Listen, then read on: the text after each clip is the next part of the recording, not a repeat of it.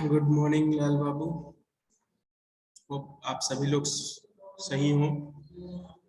Covid time में कम से कम बाहर के संपर्क में आइए, कम से कम कोशिश कीजिए कि बाहर आप निकलें, सो दैट कि आप लोग सेफली घर पे रह सकें। खुद को ही नहीं, अपने घर वालों को भी बचाएं, अपने आसपास के लोगों को भी बचाएं। इससे घबराने की जरूरत नहीं है, इसे फेस करना है।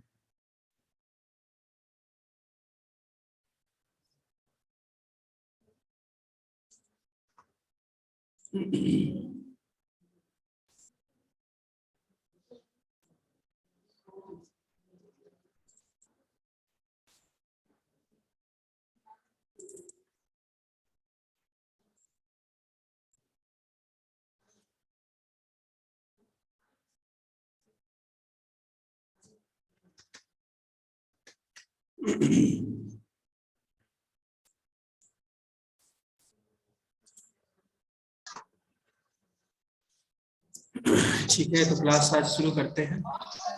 अपना ऑडियो प्लीज म्यूट मोड में रखिए। आप सभी लोगों से रिक्वेस्ट है, अपने ऑडियो को प्लीज म्यूट मोड में रखें। कोई क्वेश्चन है तो प्लीज टेक्स्ट कीजिए।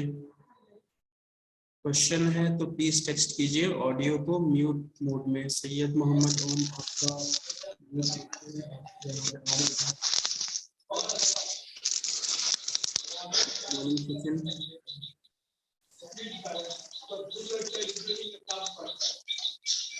अगर किसी को ये समझ आ रहा है कि मेरा म्यूट है या नहीं है तो आप उसको चेक करें प्लीज, सो दैट कि बाकी लोग डिस्टर्ब ना हो पाए।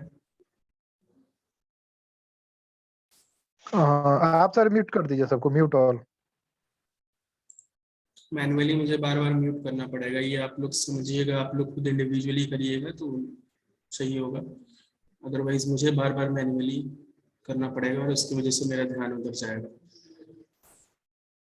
ठीक है, तो आपके सामने एक पीपीटी है।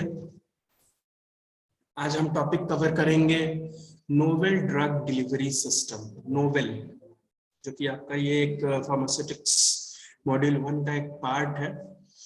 नोवेल ड्रग डिलीवरी सिस्टम, छोटा सा इंट्रोडक्शन है इसका, इसके बारे में आपको जानना है, बट मैंने थोड़ा सा इसको और डिटेल कर दिया है सो दैट कि आपको और आसान हो। बहुत ज़्यादा इसमें नहीं पढ़ना है, जहाँ जहाँ कहीं प्रॉब्लम आएगी आप बताइएगा। जो इम्पोर्टेंट पॉइंट होगा वो आपके साथ शेयर करते रहेंगे और बोलते रहेंगे कि ये इम्पोर्टेंट पॉइंट है, इस चीज को आप स्पेशली ध्यान दीजिएगा। ठीक है,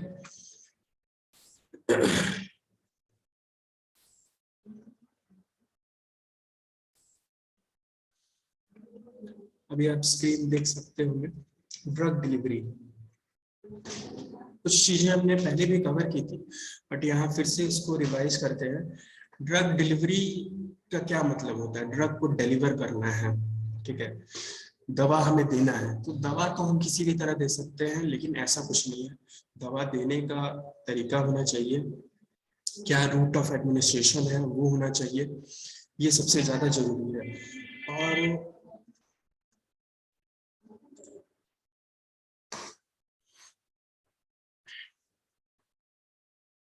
अभी भी कैंडिडेट एडमिट हो रहे हैं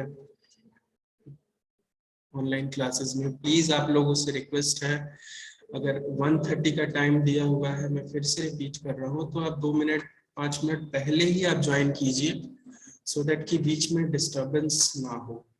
ठीक है, ड्रग डिलीवरी के बारे में पहले ही बताया जा चुका है, तो ये जस्ट एक ब्रीफ इंट्रोडक्शन है कि ड्रग डिलीवरी क्या है। ये एक प्रोसेस है जिसके तहत हम एक थेरेप्यूटिक इफेक्ट को अचीव करने के लिए हम फार्मास्यूटिकल इंग्रेडिएंट को एक डोजेस फॉर्म में बनाते हैं, और वो ह्यूमन और एनिमल को एक प्रॉपर रिजल्ट यानी एक प्रॉपर थेरेप्यूटिक इफेक्ट अचीव करने के लिए हम उसे देते हैं। बहुत ज्यादातर आपके जो ड्रग डिलीवरी सिस्टम के मेथड है वो नॉन इन्वेसिव है। नॉन इन्वेसिव का मतलब हो गया है जिसमें कट ना लगे, इन्वेजन ना हो। इन्वेजन मतलब इंसर्ट किया गया यानी कट करके लगाया गया, ऐसा कुछ नहीं होता। तो आप इसमें आते हैं, ओरल आते हैं, ओरल में आपको कोई इन्वेजन नहीं होता है। दूसरा आता है टॉपिकल। टॉपिकल होते हैं आपके स्किन सरफेस जो आपके एक्सपोज्ड होते हैं एनवायरनमेंट से, दैट इज टॉपिकल। तीसरा आता है ट्रांसम्यूकोसल। ट्रांसम्यूकोसल में आता है nasal, buccal, sublingual. Buccal is nasal, आप समझ रहे होंगे नोज, बक्कल हो गया माउथ। सबलिंगुअल टंग के नीचे जो होता है that is sublingual. Vaginal, ocular, ocular is ophthalmic eyes के लिए, रेक्टल इज रेक्टल के थ्रू। फिर आता है इनहेलेशन रूट। तो ये मेथड हमारे होते हैं ड्रग डिलीवरी के, ठीक है। नेक्स्ट हमारा आता है कि जो हम कन्वेंशनल डोजेस फॉर्म में अभी तक हमने देखा कि हमने दवा खाई और उससे हमारा जो प्रॉब्लम है वो सॉल्व हो गया, तो उसमें प्रॉब्लम क्या क्या आती है कि हमें नोवेल ड्रग डिलीवरी सिस्टम की जरूरत पड़ी। कुछ तो प्रॉब्लम रहा होगा जिसकी वजह से हमने नया नोवेल यानी नया कुछ नया बनेगा इसमें, या नया तरीके से बनेगा जिससे हमें ड्रग का इफेक्ट अच्छा मिलेगा।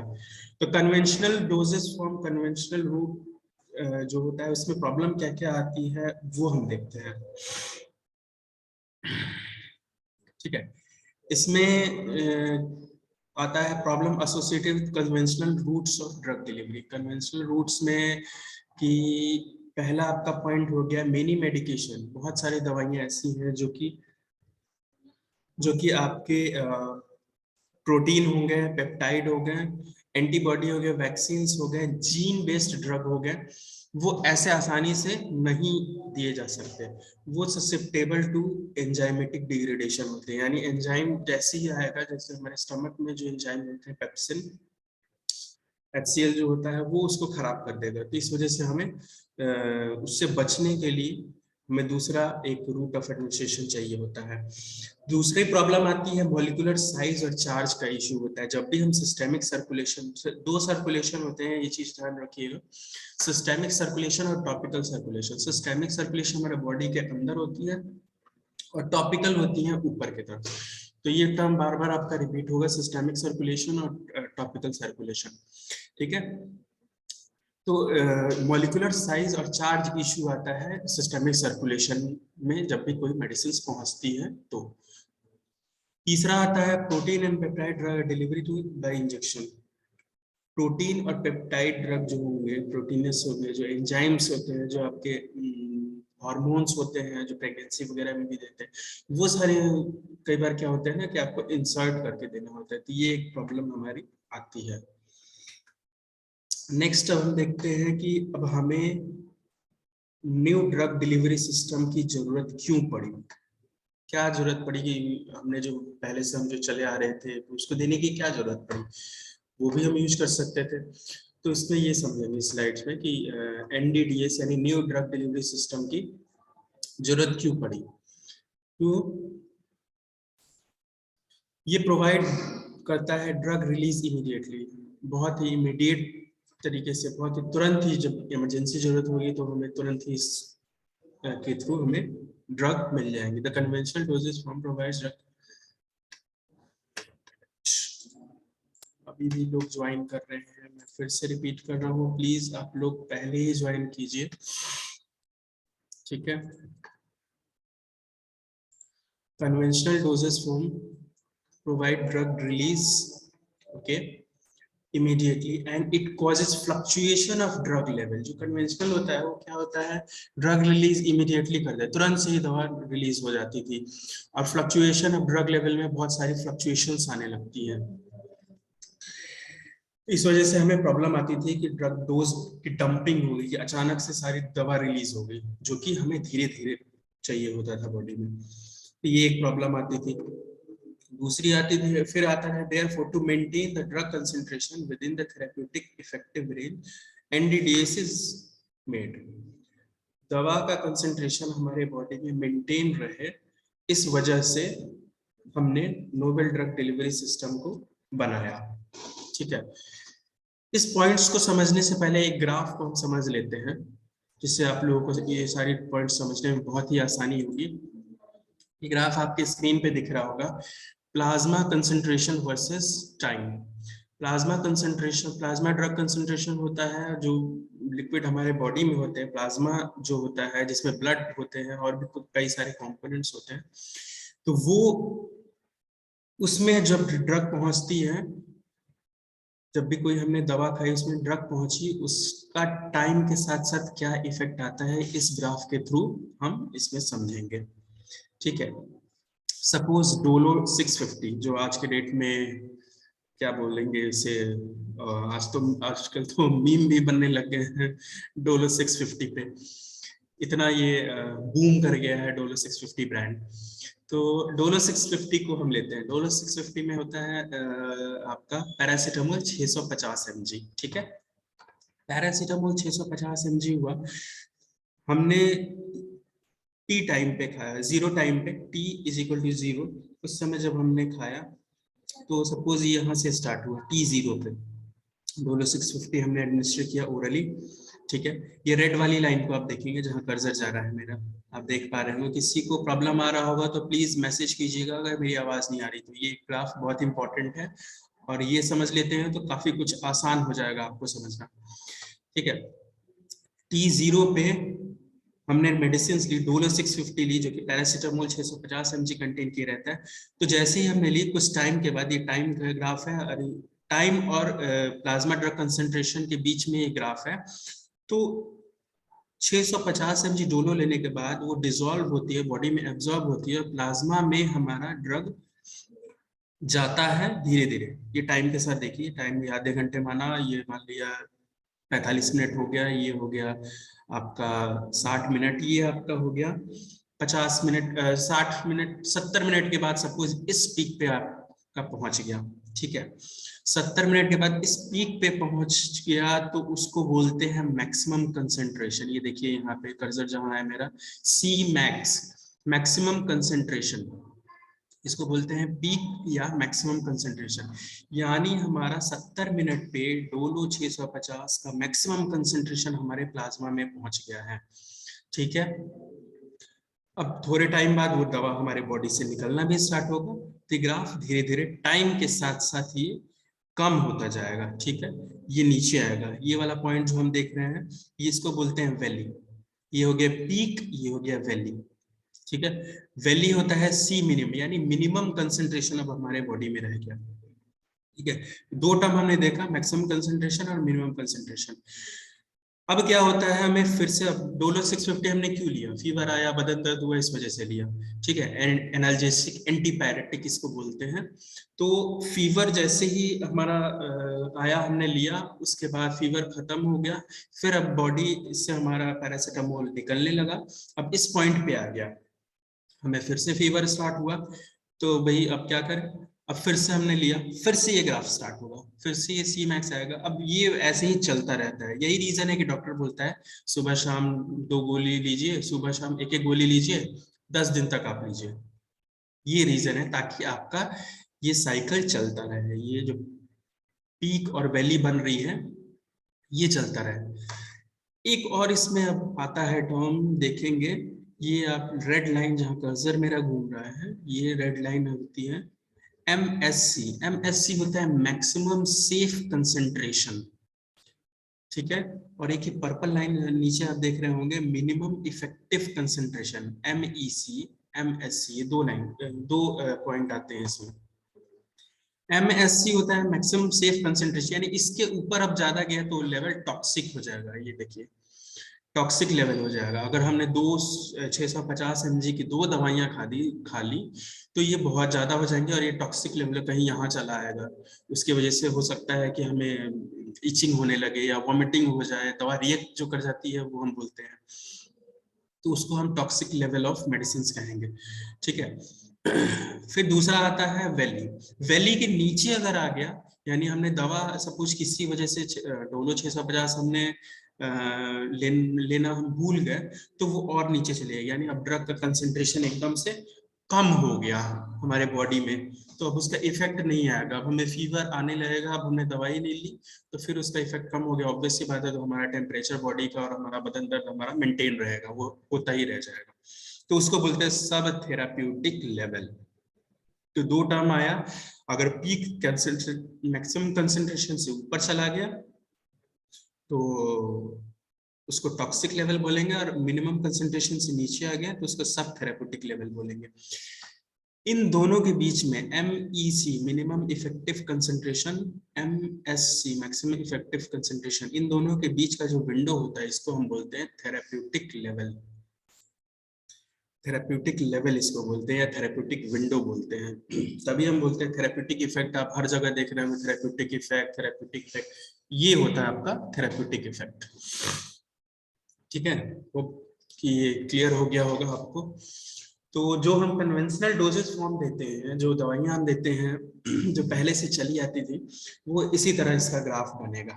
ठीक है, 2-4 टर्म और हैं, हम फिर से वापस से आएंगे। अभी पीछे फिर से चलते हैं, अब आपको समझ में आएगा कि मैं क्या क्या बताया था मैंने, हमें क्यों जरूरत पड़ी। Provide the drug release, conventional doses form provide drug release immediately. Drug release immediately तो दे रहा था, लेकिन इसमें क्या होता था कि डोजेस का फ्लक्चुएशन ऑफ डोजेज लेवल होता रहता था। कि कई बार क्या होता है, डोज अचानक से सारा निकल गया तो इस वजह से प्रॉब्लम हो गई।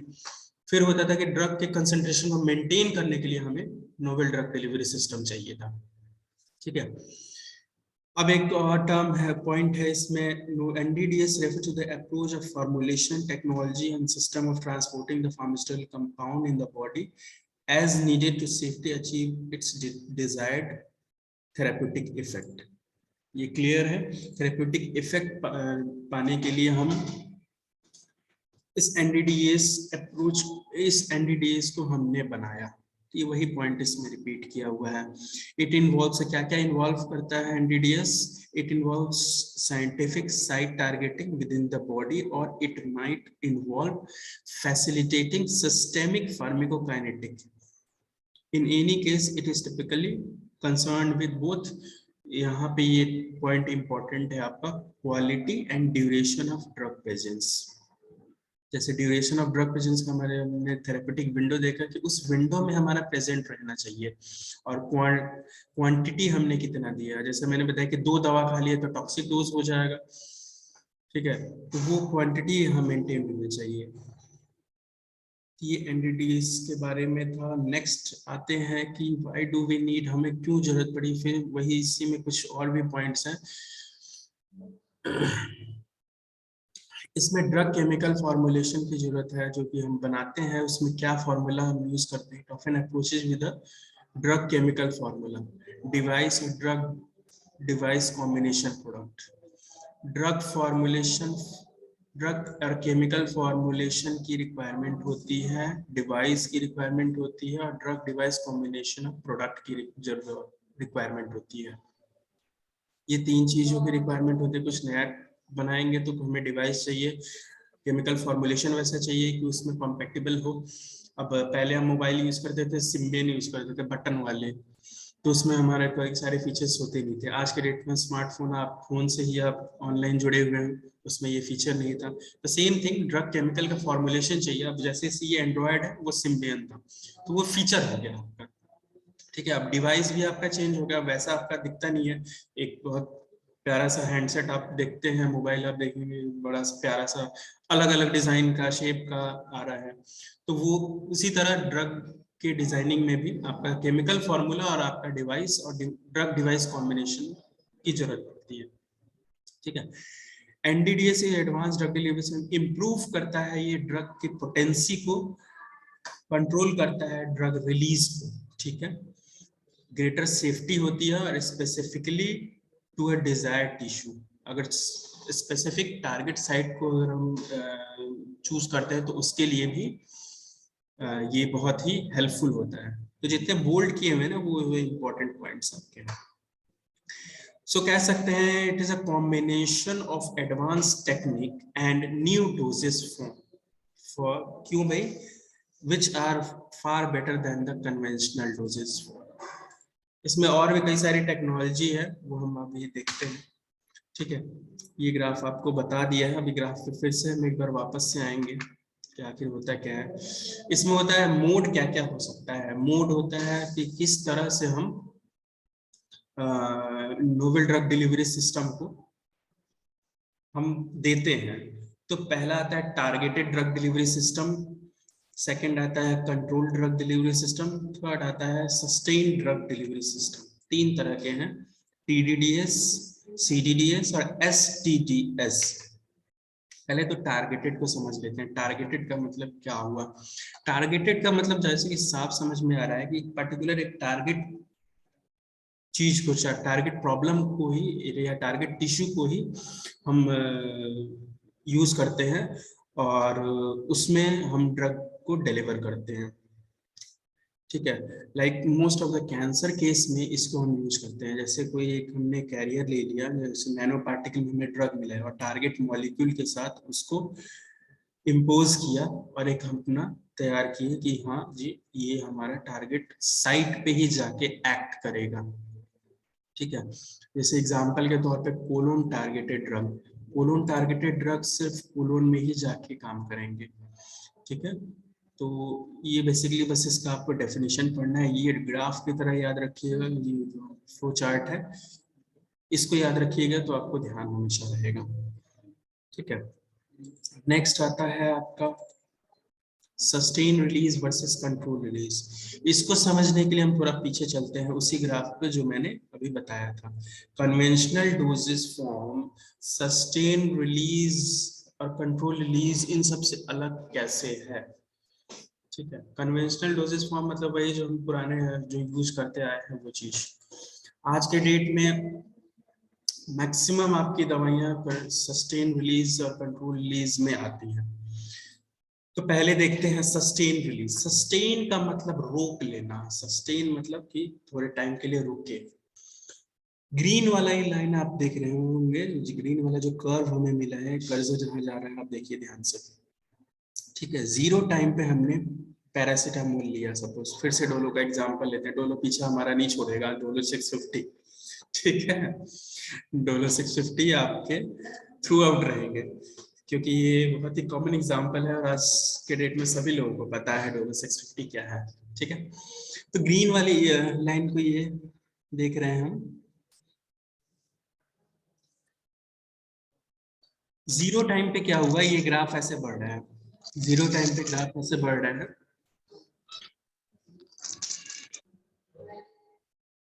0 टाइम पे ग्राफ ऐसे बढ़ रहा है। अब ये देख रहे हैं थेरेप्यूटिक लेवल में जाके ना ये थोड़ी देर सस्टेन हो गया, यानी रुक गया। इसका रीजन ये है कि उसमें कुछ पॉलीमर उस ड्रग में या जो टैबलेट है जो भी डोजेस फॉर्म बना रहे हैं उसमें आपके थोड़े से पॉलीमर्स के साथ उस ड्रग को मिक्स कर दिया गया। जैसे जैसे वो पॉलीमर डिसॉल्व होगा कुछ टाइम पे वो फिर ड्रग रिलीज करेगा। इस वजह से इसमें इसका मेंटेन रह रहा है। दवाई जो डोज लेवल है प्लाज्मा में, जो ड्रग कंसेंट्रेशन है वो थेरेप्यूटिक विंडो में ही, थेरेप्यूटिक लेवल में ही आपका मेंटेन रह रहा है। देख रहे हैं ये इस एरिया में ये मिलता है। एरिया जो कर्व के अंडर में है ये हमारा इतना दूर कवर कर रहे हैं। ठीक है, ये उसके बाद फिर टाइम के साथ साथ धीरे धीरे कम होगा। तो इसको बोलते हैं सस्टेन रिलीज। रिलीज को हमने सस्टेन कर दिया, यानी थोड़ी देर के लिए रोक दिया। वही तो हमें चाहिए। मेन मोटो हमारा क्या है कि प्लाज्मा में हमारा ड्रग मेंटेन रहे। दवा खा रहे हैं तो दवा हमारा काम नहीं कर रहा है जी। क्यों नहीं काम कर रहा है? तो उसका 2 रीजन हो सकता है। एक तो आपका थेरेप्यूटिक लेवल या तो मेंटेन नहीं कर रहा है। रीजन ये हो सकता है या तो दवा की पोटेंसी कम है, जो जेनरिक मेडिसिन हम लोग सुनते आते हैं, या फिर उसकी एफिकेसी या पोटेंसी यानी ताकत उसकी उतनी नहीं है, या उसमें एपीआई जो हमने डाला है वो अच्छी नहीं है। तो खैर वो पार्ट है एडल्ट्रेशन और इस सब का, तो वो बाद में देखेंगे। तो हमारा मेन मोटो यही है कि हमारे थेरेप्यूटिक विंडो में रहे। अब हमने सस्टेन रिलीज कर दिया कि इसी के अंडर में थेरेप्यूटिक विंडो में ही हमारी दवाएं रिलीज होंगी, तो वो हमारे लिए इंपॉर्टेंट है। बस ये रहा हमारा सिस्टम रिलीज। कंट्रोल रिलीज पे अगर आते हैं, कंट्रोल रिलीज देखिए अगर, तो ये हल्की जो रेड वाली लाइन है उसको आप देखिए।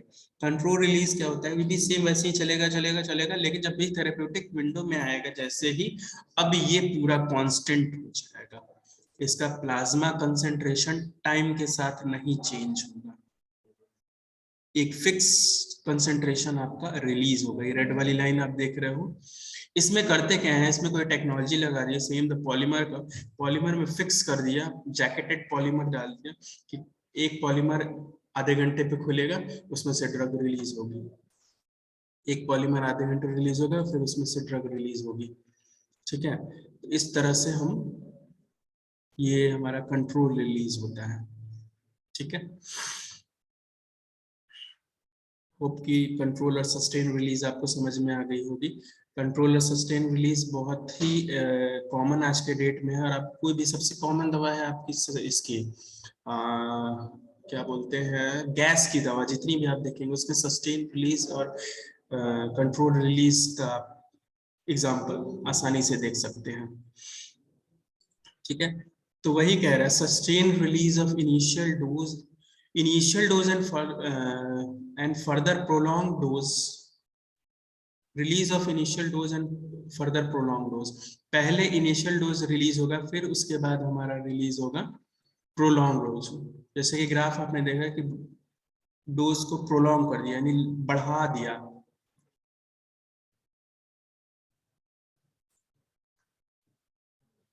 एक्सटेंडेड रिलीज, किसी ने पूछा है एक्सटेंडेड रिलीज क्या हुआ।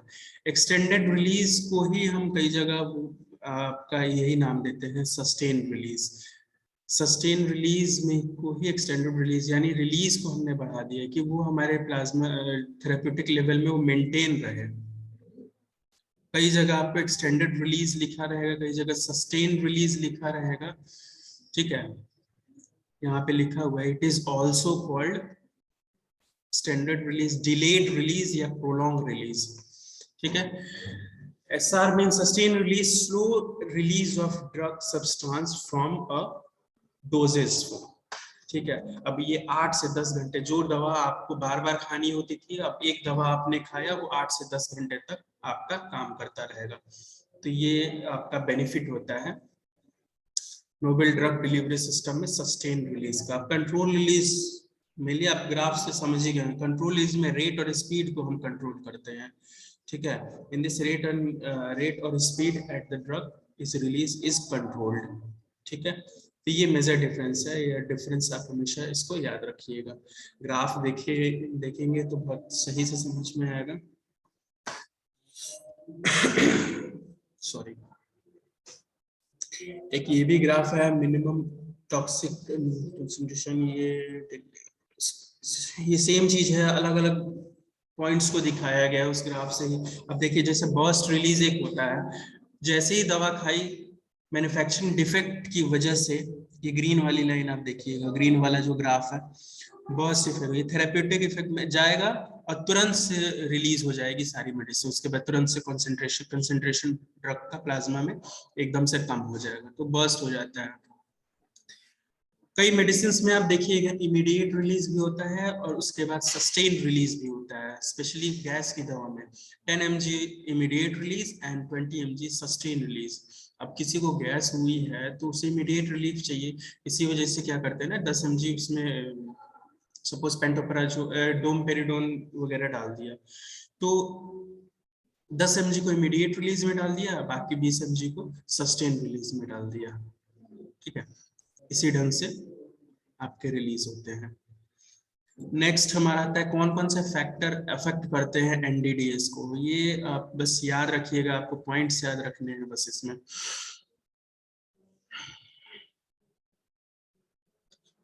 Physico-chemical properties of drug, physical और केमिकल प्रॉपर्टी कैसा है ड्रग का वो हो गया। रूट ऑफ एडमिनिस्ट्रेशन में भी बताया कि किस तरह से आप दे रहे हैं। एक्यूट और क्रोनिक थेरेपी, एक्यूट और क्रोनिक थेरेपी हो गया जो जिस बीमारी में लंबे समय तक चल रहा है या फिर जो तुरंत से हो जाती है। ठीक है, फिर टारगेट साइट आपका क्या है, उसके हिसाब से आपको डेपिन 5 mg और ये सारे एग्जाम्पल दिया हुआ है उसमें, वो जस्ट फॉर अंडरस्टैंडिंग आपको एग्जाम्पल के लिए मैंने पहले ही बता दिया। गैस की दवा का मैंने एग्जाम्पल दिया, तो वो भी आप याद रख सकते हैं।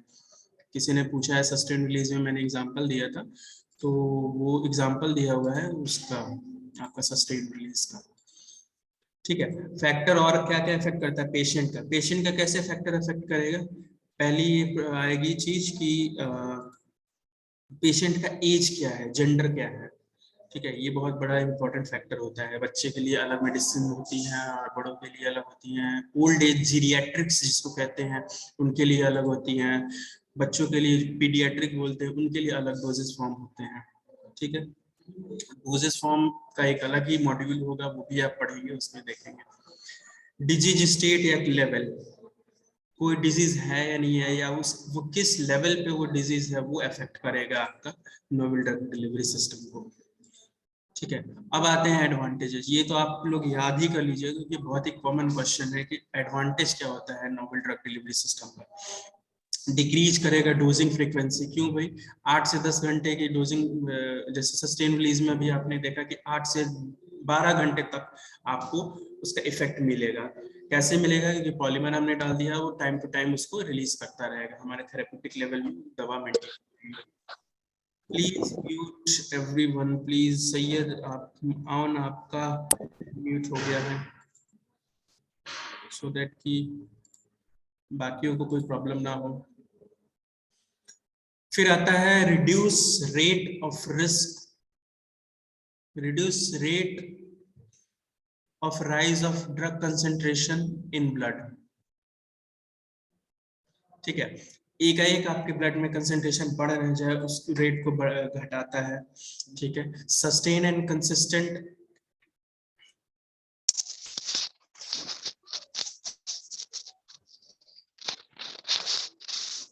Sustain and consistent blood level with in the therapeutic window. Same चीज वही, सस्टेन और कंसिस्टेंट क्या रहे आपके थेरेप्यूटिक विंडो, वो ग्राफ को दिमाग में ले आइए। मैक्सिमम सेफ कंसंट्रेशन और मिनिमम इफेक्टिव कंसंट्रेशन के बीच में ही आपका मेंटेन रहना चाहिए, वही आपका थेरेप्यूटिक विंडो बोल रहा है। बायो अवेबिलिटी एनहांस करती है। अब आता है टर्म बायो अवेबिलिटी, ये नया टर्म हो गया। बायो अवेबिलिटी होता है रेट और एक्सटेंट। रेट एक्सटेंट मतलब अमाउंट। बायो अवेबिलिटी को हम डिफाइन करते हैं कि रेट और amount at which the drug reaches to the plasma. किस रेट से और किस अमाउंट में दवा हमारे प्लाज्मा में पहुंच रही है। प्लीज किसी का म्यूट नहीं है, प्लीज उसको म्यूट कीजिए। सैयद भाई का म्यूट नहीं है। प्लीज जिसका भी म्यूट नहीं है थोड़ा इसका ख्याल रखिए, सो दैट कि सैयद आपका भी म्यूट नहीं आ रहा है। बायो अवेबिलिटी हो गया रेट और एक्सटेंट, रेट और अमाउंट जो हमारा जिस रेट से और जिस अमाउंट में हमारा ड्रग जो है प्लाज्मा में पहुंचता है, उसको हम बायो अवेबिलिटी कहते हैं। ठीक है, हर ड्रग का बायो अवेबिलिटी होता है, कितना परसेंट होता है वो मायने रखता है। बायो अवेबिलिटी रहेगी उतना अच्छा एब्जॉर्प्शन होगा। ठीक है, फिफ्थ पॉइंट आता है to achieve a target drug release. Targeted drug release हमने पहले ही बता दिया, फर्स्ट पॉइंट भी हमारा था।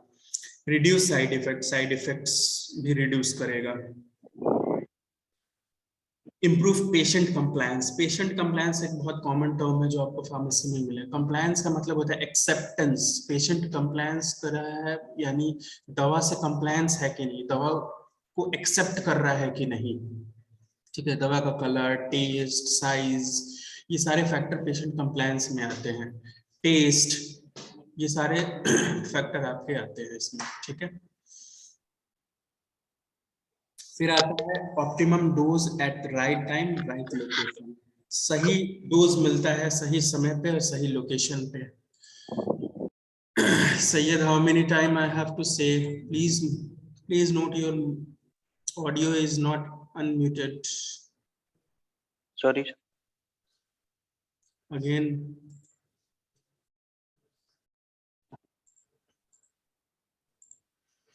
Optimum dose at right time. ठीक है, efficient use of expensive drug। अब ये बहुत अच्छा पॉइंट है, ये efficient use of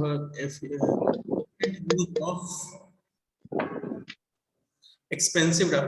कुछ दवाइयाँ बहुत महंगी होती है, उसका efficient use। अब आप कन्वेंशनल जो डोजेस फॉर्म लेंगे उसमें क्या होता है कि आपको बार बार खानी रहेगी, आपका कॉस्ट बढ़ेगा। सामने वही चीज पॉइंट है, प्रोडक्शन कॉस्ट भी आपका रिडक्शन इन, एक तो बनाने में भी आपको आसानी होगी, आपके पैसे बचेंगे, कॉस्ट ऑफ प्रोडक्शन चीज दोनों के लिए बेनिफिशियल होगा। सेम विद एक्सिपिएंट्स, एक्सिपिएंट के साथ भी यही हाल है। ठीक है, तो ये पॉइंट क्लियर है, efficient use of expensive drug, excipients and reduction in production cost. ठीक है, 10 पॉइंट आता है beneficial to patient, better therapy.